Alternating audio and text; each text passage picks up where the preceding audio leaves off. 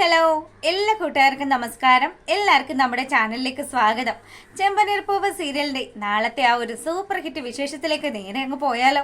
അങ്ങനെ നമ്മുടെ സച്ചിയും കൂട്ടുകാരും ഒക്കെ കൂടി അവരുടെ ആ ഒരു ടാക്സി സ്റ്റാൻഡിൽ നിന്നിങ്ങനെ സംസാരിക്കുകയാണ്. അപ്പൊ സച്ചി പറഞ്ഞു, എടാ ഞാൻ ഇന്ന് ഫിനാൻസറെ കണ്ടായിരുന്നു. അയാൾ അമ്പലത്തിൽ നിന്ന സമയത്ത് ഞാൻ രേവതിയെ കൊണ്ട് വളരെ തന്ത്രപൂർവ്വം ആ പൈസ അങ്ങ് കൊടുപ്പിച്ചു. പക്ഷേ പുള്ളിക്കാരൻ എന്നെ കണ്ടുപിടിച്ചടാ. അങ്ങനെ ഞങ്ങൾ നിന്ന് സംസാരിച്ചു. എന്തായാലും എത്രയും പെട്ടെന്ന് തന്നെ അയാളുടെ പൈസയൊക്കെ കൊടുക്കണമെന്നും പറഞ്ഞ് സച്ചി ഇങ്ങനെ കാര്യങ്ങൾ സംസാരിക്കുക. അപ്പോൾ കൂട്ടുകാരൻ പറഞ്ഞു, എടാ ദേ പലിശക്കാശൊന്നും മുടങ്ങരുത് കേട്ടോ. അയാള് നമ്മൾ ഉദ്ദേശിക്കുന്ന പോലെ അല്ല. അയാൾ വന്നിട്ട് നമ്മുടെ വണ്ടിയൊക്കെ തിരിച്ചെടുക്കുമെന്നൊക്കെ പറഞ്ഞു. അപ്പം സച്ചി പറഞ്ഞു, ഇല്ലടാ നോക്കണം, എല്ലാ കാര്യങ്ങളും ഒക്കെ സെറ്റാക്കണമെന്നും പറഞ്ഞ് ഇവരിങ്ങനെ സംസാരിച്ച് നിൽക്കുക. ഈ സമയത്താണെങ്കിലോ ഭാമയും ചന്ദ്രയും കൂടെ വീട്ടിലിരുന്ന് ഇങ്ങനെ ആലോചന, ഇനി എന്ത് ചെയ്യും? സച്ചിയും ഫിനാൻസറും തമ്മിൽ എന്തൊക്കെയോ ഒരു ഇടപാടുകളൊക്കെ ഉണ്ട്. ഇനി ആധാരം പണയം വെച്ച കാര്യം എങ്ങാനും അവരറിഞ്ഞു കാണുമോ ഭാമേ? ചന്ദ്രയ്ക്കാണെങ്കിൽ ഭയങ്കര ടെൻഷൻ. അപ്പൊ ഭാമ പറയുന്നുണ്ട്, ഏയ് അതങ്ങനെ ആവാനൊന്നും സാധ്യതയില്ല. ഇല്ലടി, എനിക്ക് നല്ല പേടിയുണ്ട്. ഞാൻ വിചാരിച്ചു ഇനി സച്ചി സത്യങ്ങളൊക്കെ അറിഞ്ഞു കഴിഞ്ഞാൽ, അറിയാലോ നിനക്ക് അവന്റെ സ്വഭാവം, ദേ അവൻ ഈ വീടിന് തീ വെക്കും. അതും പോരാഞ്ഞിട്ട് എന്നെ ആ തീയിലേക്ക് തള്ളി ഇടുമെന്നും പറഞ്ഞ് ചന്ദ്ര ഇങ്ങനെ പേടിച്ച് വിറച്ചിരിക്കുമ്പോഴത്തേക്കിനും ഭാമ പറഞ്ഞു, ഏയ് അതൊന്നും നീ വിഷമിക്കേണ്ട. ഇപ്പൊ നീ ചെയ്യേണ്ട കാര്യം എത്രയും പെട്ടെന്ന് തന്നെ അയാൾക്ക് കൊടുക്കാനുള്ള പലിശത്തൊക്കെ കൊടുക്കണം. അല്ല എന്തേലും മനസ്സിൽ കണ്ടുവെച്ചിട്ടുണ്ടോ? എന്തായാലും എത്രയും പെട്ടെന്ന് തന്നെ നടക്കണം. അല്ലെങ്കിൽ അയാള് നിന്റെ വീട്ടുകാരനെ വന്ന് വിവരങ്ങളൊക്കെ അറിയിക്കുമെന്ന് പറഞ്ഞു. അപ്പൊ ഇവരിങ്ങനെ സംസാരിച്ചു കൊണ്ട് നിൽക്കുമ്പോഴത്തേക്കിന് നമ്മുടെ രവി വന്നു. എന്താ ചന്ദ്ര, നിനക്ക് എന്താ ഇത്ര ടെൻഷൻ? ഞാൻ അമ്പലത്തിൽ വെച്ച് തന്നെ നിന്നെ ശ്രദ്ധിച്ചതാണ്. നിനക്ക് എന്തെങ്കിലും പേടിയുണ്ടോ എന്ന് ചോദിക്കുമ്പോൾ, എനിക്ക് പേടിയൊന്നും ഇല്ല. ഞാൻ എന്തിനാ പേടിക്കുന്നത്? ഞാൻ ആരെ പേടിക്കാനാ? ദേ എനിക്ക് ആരെയും ഒരു പേടിയില്ല. ഞാൻ പിന്നെ ഇങ്ങനെ ഓരോ കാര്യങ്ങളൊക്കെ ആലോചിക്കുമായിരുന്നു. എന്താ ചന്ദ്രേ, നിനക്ക് അന്നേരം മുതൽ എന്തൊക്കെയോ ഒരു വിഷയം ഉണ്ടല്ലോ. സത്യം പറയൂ, നിന്റെ പ്രശ്നം എന്താന്ന് ചോദിക്കുക. അപ്പൊ രവി ഇങ്ങനെയൊക്കെ പറയുമ്പോഴത്തേക്കിനും ചന്ദ്രമതി ആണെങ്കിലോ, എന്റെ പൊന്നു രവിയേട്ടാ, ഞാൻ ഇവിടെ ഇരുന്നിട്ട് നിങ്ങൾക്ക് ഇഷ്ടപ്പെടുന്നില്ലെങ്കിൽ ഞാൻ അകത്തെങ്ങാനും പോയിരിക്കാം. നിങ്ങളൊരു ഇച്ചിരി നേരം മിണ്ടാതെ ഇരിക്കാൻ പറഞ്ഞു. അപ്പൊ രവി ആണെങ്കിലോ, ഓ കൂട്ടുകാരിയും കൂടെ ഇവിടെ ഇരുന്ന വിശേഷങ്ങൾ പറഞ്ഞോ, ഞാൻ അകത്ത് പോയിക്കോളാന്നും പറഞ്ഞു. അങ്ങനെ പുള്ളിക്കാരൻ റൂമിലേക്ക് പോകുന്ന ആ ഒരു സമയത്താണെങ്കിലോ നമ്മുടെ ശ്രുതിയെയും സുധിയെയും കാണിക്കുകയാണ്. അപ്പൊ രണ്ടുപേരും റൂമിലിരുന്നു. അമ്പലത്തിലൊക്കെ പോയി വന്നതിന് ശേഷമാണെങ്കിലോ ശ്രുതി അവളുടെ ആ ഒരു വളകളും മാലയും ഒക്കെ ഊരി വെക്കുക. അപ്പൊ ഇത് കണ്ടപ്പോൾ ശ്രുതി പറയുന്നുണ്ട്, എന്തിനാ നീ ഇതൊക്കെ ഊരി വെക്കുന്നത്? അതെ, ഇതൊക്കെ അത്യാവശ്യം വെയിറ്റ് ഉള്ള സാധനങ്ങളാ. എനിക്ക് ലൈറ്റ് വെയിറ്റ് ആയിട്ടുള്ള ആഭരണങ്ങൾ ഇടാനേ ഇഷ്ടമെന്ന് പറഞ്ഞ് ഇവളാണെങ്കിൽ കയ്യിൽ കിടന്നതും കഴുത്തിൽ കിടന്നതും ഒക്കെ ഊരി അവിടെ വെച്ചു. അപ്പൊ ശ്രുതി പറഞ്ഞു, നിന്നെ ഇതൊക്കെ ഇട്ട് കാണുന്നതാ എനിക്ക് സന്തോഷം. അങ്ങനെ ഇവര് സംസാരിച്ചു കൊണ്ട് നിൽക്കുമ്പം, അല്ല അമ്പലത്തിൽ പോയിട്ട് നീ എന്താ പ്രാർത്ഥിച്ചതെന്ന് ശ്രുതി ചോദിക്കുകയാണ്. അപ്പോൾ ഉടനെ നമ്മുടെ ശ്രുതി പറഞ്ഞു, അതെ ഞാൻ എല്ലാവരും പ്രാർത്ഥിക്കുന്നത് പോലെ തന്നെ സാധാരണ എന്താ പ്രാർത്ഥിക്കാറ്, അത് തന്നെയാണ് ഞാനും പ്രാർത്ഥിച്ചത്, എല്ലാവർക്കും നല്ലത് വരുത്തണേന്ന്. പിന്നെ അതൊക്കെ വെറുതെ പറയുന്നതാ. എനിക്കറിയാം നീ എന്നെക്കുറിച്ച് എന്തൊക്കെയോ പ്രാർത്ഥിച്ചിട്ടുണ്ടെന്നും പറഞ്ഞ് ഇവർ രണ്ടുപേരും കൂടെ വളരെ റൊമാൻറ്റിക് ആയിട്ട് നിന്ന് സംസാരിക്കുമ്പോൾ ശ്രുതി പറഞ്ഞു, ഓ ഞാൻ പ്രാർത്ഥിച്ചു, എനിക്ക് ഇത്രയും നല്ലൊരു ജീവിതം തന്നതിന് ദൈവത്തിനോട് നന്ദിയൊക്കെ പറഞ്ഞു എന്ന് പറഞ്ഞു. അപ്പം ഇവരിങ്ങനെ വർത്തമാനം പറഞ്ഞുകൊണ്ട് നിൽക്കുമ്പോഴത്തേക്കിനും ഭാമയാണെങ്കിലോ, എടി നീ ഒരു കാര്യം ചെയ്, ശ്രുതിയോട് വേഗം തന്നെ പൈസയുടെ കാര്യം ചോദിക്ക്. ദേ കാര്യങ്ങളൊന്നും നീക്കുപോക്കായില്ലെങ്കിൽ അയാൾ ഇവിടെ വരും, നിന്റെ രവിയേട്ടനോട് കാര്യങ്ങളൊക്കെ പറയും. ഇടനില നിന്നതിന് നിന്റെ കെട്ടിയോൻ എന്നെയും പിടിച്ചിട്ട് അടിക്കും എന്നൊക്കെ പറഞ്ഞ് ഇങ്ങനെ സംസാരിക്കുകയാണ്. അപ്പോൾ പെട്ടെന്ന് തന്നെ നമ്മുടെ സുധിയും ശ്രുതിയും ഒക്കെ വർത്താനം പറഞ്ഞുകൊണ്ട് നിൽക്കുന്നതിനിടയിലേക്ക് നമ്മുടെ ചന്ദ്രമതി ഇടിച്ചു കയറുക. അപ്പോൾ പെട്ടെന്ന് തന്നെ ആ അമ്മയായിരുന്നോ, ആ വരൂ ആൻറ്റി എന്നൊക്കെ പറഞ്ഞിട്ട് നമ്മുടെ ശ്രുതി വലിയ കാര്യത്തിന് ചന്ദ്രമതി ഇങ്ങ് വിളിച്ചു. അപ്പോൾ ചന്ദ്രയാണെങ്കിൽ, മോളെ അമ്മ ഒരു കാര്യം പറയാൻ വേണ്ടിയിട്ട് വന്നതാ. എന്താ ആൻറ്റിക്ക് എന്നോട് പറയാനുള്ളത്? അതെ മോളെ, നമ്മൾ പലിശയ്ക്കൊക്കെ പൈസ എടുത്തിട്ടാണല്ലോ കാര്യങ്ങളൊക്കെ ഇതുവരെ ആക്കിയത്.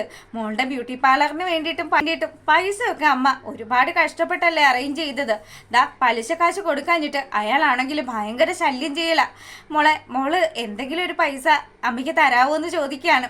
അപ്പം ഇത് കേട്ടതും ശ്രുതി പറഞ്ഞു, അമ്മേ പൈസയൊക്കെ തരുന്നതിന് എനിക്ക് ഒരു വിഷയവും ഇല്ലായിരുന്നു. പക്ഷേ കല്യാണമൊക്കെ ആയത് കാരണം ഞാൻ കുറച്ചധികം ചിലവാക്കി കഴിഞ്ഞു. ഇനി എൻ്റെ അടുത്ത് വെറും 10,000 രൂപ മാത്രമേ ഉണ്ടാകുള്ളൂ എന്ന് പറഞ്ഞതും പെട്ടെന്ന് തന്നെ നമ്മുടെ ചന്ദ്രയുടെ മുഖമൊക്കെ അങ്ങ് വാടി.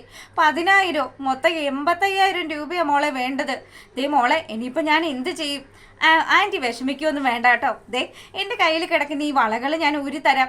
ഇതൊന്നെങ്കിൽ പണയം വെക്ക്, അല്ലെങ്കിൽ ഇത് വിൽക്ക് എന്നൊക്കെ പറഞ്ഞിട്ട് ശ്രുതി ഈ വളകളൊക്കെ ഊരി നമ്മുടെ ചന്ദ്രമതിക്ക് കൊടുക്കാൻ തുടങ്ങുമ്പോൾ ഭാമ അവിടെ നിന്ന് ആലോചിക്കുക, ഇവൾക്കറിയാം ജീവിക്കാനായിട്ട്. ഇവള് രേവതിയെ പോലെ മന്ദബുദ്ധിയല്ല. ഇവൾക്കറിയാം ചന്ദ്രമതി എങ്ങനെ കയ്യിലെടുക്കണമെന്നും എങ്ങനെയൊക്കെ അവളുടെ അടുത്ത് പെരുമാറണമെന്നും. അങ്ങനെ ഇത് ഊരാൻ ശ്രമിച്ചിട്ടാണെങ്കിൽ കയ്യിൽ നിന്നാണെങ്കിൽ വള ഊരിയും വരുന്നില്ല. അങ്ങനെ നമ്മുടെ ചന്ദ്രയുടെ അടുത്ത് പറഞ്ഞു, ആൻറ്റി ഞാനൊന്ന് നോക്കട്ടെ, ഞാൻ ഇച്ചിരി സോപ്പ് ഇട്ടിട്ട് ഇത് ഊരാൻ പറ്റുമോ നോക്കട്ടെ എന്ന് പറഞ്ഞു. അപ്പോൾ ചന്ദ്ര പറഞ്ഞു, വേണ്ട മോളെ, ദേ കല്യാണം കഴിഞ്ഞിട്ട് പിറ്റേ ദിവസം തന്നെ നിന്റെ സ്വർണ്ണമൊക്കെ ഞാൻ ഊരി വാങ്ങിയെന്നൊക്കെ അറിഞ്ഞു കഴിഞ്ഞാൽ അത് വലിയ മോശമല്ലേ എന്ന് പറഞ്ഞു. അങ്ങനെ ചന്ദ്രമതി ആ റൂമിൽ നിന്ന് പോരുകയാണ്. ഈ സമയത്താണെങ്കിലോ ഭാമ ചോദിച്ചു, എടി നീ എന്ത് പൊട്ടിയാ?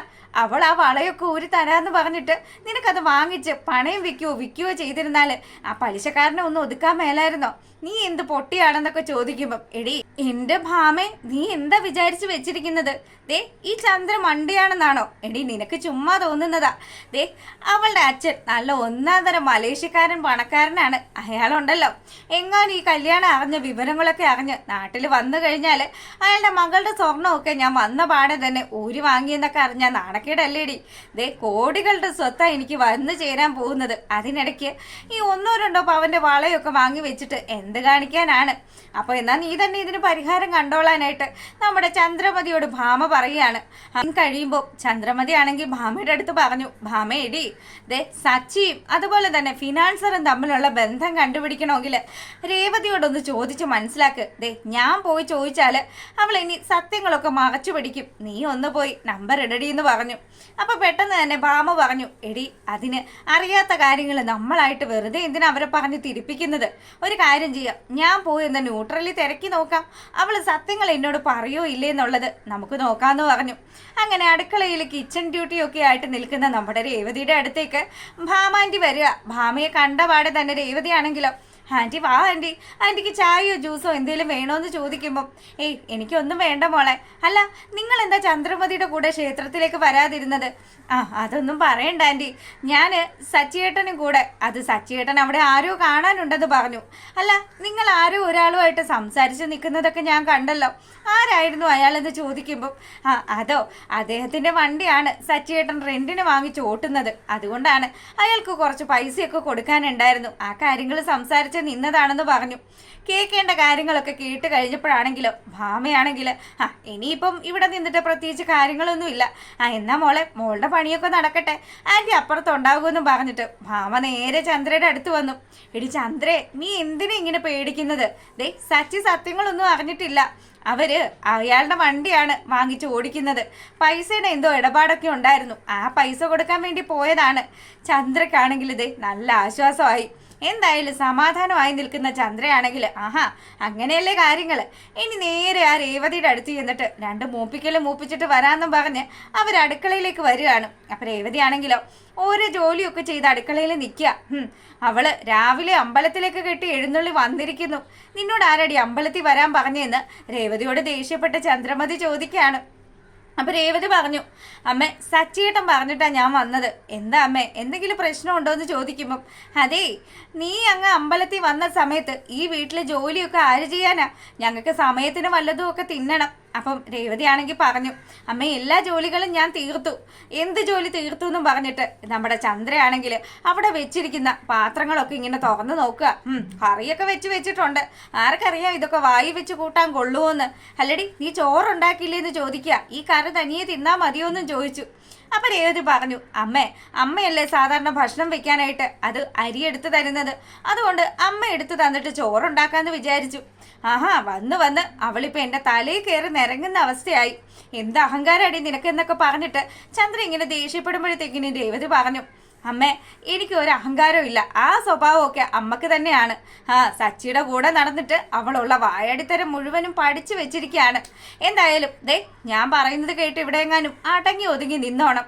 നല്ല കാശുള്ള വീട്ടിൽ പെങ്കൊച്ച വന്ന് കയറിയിരിക്കുന്നത്, അവൾക്ക് ആ രീതിയിലുള്ള ബഹുമാനമൊക്കെ കൊടുക്കണമെന്നും പറഞ്ഞ് ചന്ദ്ര അരിയൊക്കെ എടുത്തു കൊടുത്തു. രേവതി ഒന്ന് രൂക്ഷമായിട്ടൊക്കെ നോക്കി അവൾ അവിടെ നിന്ന് അങ്ങ് പോവുക. ഈ സമയത്താണെങ്കിലോ നമ്മളെ കാണിക്കുന്നത് സച്ചിയുടെ ഒരു കൂട്ടുകാരൻ നമ്മുടെ ഗജാനന്ദന്റെ ഗുണ്ടകൾ എടുത്തിട്ട് പെരുമാറുന്നതാണ്. അപ്പം അവനാണെങ്കിലോ നമ്മുടെ സച്ചിയുടെ കൂട്ടുകാരൻ്റെ അടുത്ത് ചോദിച്ചു, എടാ നിനക്കൊരു കൂട്ടുകാരനുണ്ടായിരുന്നല്ലോ, ഭയങ്കര ഒരു സച്ചിദാനന്ദൻ, അവനിപ്പോൾ വണ്ടി ഓടിക്കുന്നുണ്ടോ? അവൻ ആരുടെയോ വണ്ടി കടത്തിന് വാങ്ങിച്ച് ഓടിക്കുകയാണ്. അവൻ ആ അവസ്ഥയിലാക്കിയത് ആരാണെന്നാ നീ അറിഞ്ഞത്? മര്യാദയ്ക്ക് എൻ്റെ അടുത്ത് നിന്നില്ലെങ്കിൽ ഞാൻ ഏത് രീതിയിൽ പ്രവർത്തിക്കുമെന്ന് നിനക്കൊന്നും പറയാൻ പറ്റത്തില്ല എന്നും പറഞ്ഞ് ഗജാനന്ദനാണെങ്കിൽ ആ ചെറുക്കനെ വെല്ലുവിളിക്കുക. അപ്പം ഇതൊക്കെ കേട്ട് നിന്ന് നമ്മുടെ സച്ചിക്ക് പിടികിട്ടി. സച്ചിയുടെ കാറ് അത് കേസിൽ പെടുത്തി പിടിച്ചതും കഞ്ചാവ് അതിനകത്ത് ഒളിപ്പിച്ച് വെച്ചതും ഒക്കെ ഗജാനന്ദന്റെ ബുദ്ധിയാണെന്ന്. അങ്ങനെ സച്ചിയാണെങ്കിൽ ഈ കാര്യങ്ങൾ കേട്ടതും ഒന്നും നോക്കാതെ നേരെ പോയിട്ട് നമ്മുടെ ഗജാനന്ദനെ ഇട്ടത്തങ്ങ് പെരുക്കുകയാണ്. ഗജാനന്ദന് കിട്ടാവുന്നതിന്റെ പരമാവധി അടി വാങ്ങി കൂട്ടുകയാണ്. ഈ സമയത്താണെങ്കിലോ അവൻ്റെ കയ്യിൽ ചെറിയൊരു കമ്പി കിട്ടി. ആ കമ്പി വെച്ചിട്ട് നമ്മുടെ സച്ചിയുടെ തലമണ്ട നോക്കി ഒരു അടി കൊടുത്തു. അങ്ങനെ സച്ചിയുടെ നെറ്റിയൊക്കെ മുറിഞ്ഞ് സച്ചി അവിടെ ഇങ്ങനെ നിൽക്കുമ്പോഴത്തേക്കിനും സച്ചിയല്ലേ ആള്, അവന് ഒട്ടും വിട്ടുകൊടുക്കാതെ തിരിച്ച് ഫൈറ്റ് ചെയ്തു. ഇതൊക്കെ കണ്ടുകൊണ്ട് സച്ചിയുടെ കൂട്ടുകാരന്മാര് സച്ചിയെ പിടിച്ചു മാറ്റാൻ വരികയാണ്. ഇങ്ങനെയൊക്കെ നിന്ന് നടക്കുന്ന സമയമാണെങ്കിലോ നമ്മുടെ ശ്രീകാന്തും യാദർശികമായിട്ട് അവിടെ എത്തുന്നു. അങ്ങനെ ശ്രീ പറഞ്ഞു, എൻ്റെ ഏട്ടൻ എന്തൊക്കെ ഈ കാണിക്കുന്നത്? ദേ വന്നേ ആശുപത്രി പോകാം, എന്തോരം ബ്ലഡായി പോകുന്നതെന്നൊക്കെ പറഞ്ഞിട്ട് അവനാണെങ്കിൽ സച്ചിയെ കൂട്ടി ആശുപത്രി പോകാൻ തുടങ്ങുമ്പം, ഇല്ലടാ വിട്, ഇവനാണ് എല്ലാത്തിനും പിന്നില്. ഇവനുണ്ടല്ലോ, ഇവൻ എന്ത് ചതിയാ ചെയ്തതെന്ന് നിനക്കറിയോ? ഇവൻ എൻ്റെ വണ്ടി കേസിൽപ്പെടുത്തിയത് ഇവൻ്റെ ബുദ്ധിയായിരുന്നു എന്നൊക്കെ പറഞ്ഞ് സച്ചി കാര്യങ്ങളൊക്കെ പറയുമ്പോഴത്തേക്കിനും ശ്രീകാന്ത്, ദേ ചേട്ടാ ആശുപത്രിയിലേക്ക് വന്നില്ലെങ്കിൽ ഞാൻ ഇപ്പം അച്ഛനെ വിളിച്ച് പറയും, അച്ഛൻ വന്നു കഴിഞ്ഞാൽ അറിയാലോ എന്ന് പറഞ്ഞു. അങ്ങനെ സച്ചിയെ നിർബന്ധിച്ച് അവനാണെങ്കിൽ ആശുപത്രിയിലേക്ക് കൂട്ടിക്കൊണ്ടുപോവാണ്. അപ്പോൾ അത് അത്തരത്തിലുള്ള ഒരു സൂപ്പർ ഹിറ്റ് വിശേഷമാണ് നാളെ നടക്കാൻ പോകുന്നത്. എല്ലാവരും കാത്തിരുന്ന് കാണുക. എല്ലാവർക്കും നല്ലൊരു രാത്രിയൊക്കെ ആശംസിച്ചുകൊണ്ട് വീഡിയോ വൈൻഡപ്പ് ചെയ്യാണ്. അപ്പോൾ ഓക്കെ, ഗുഡ് നൈറ്റ്.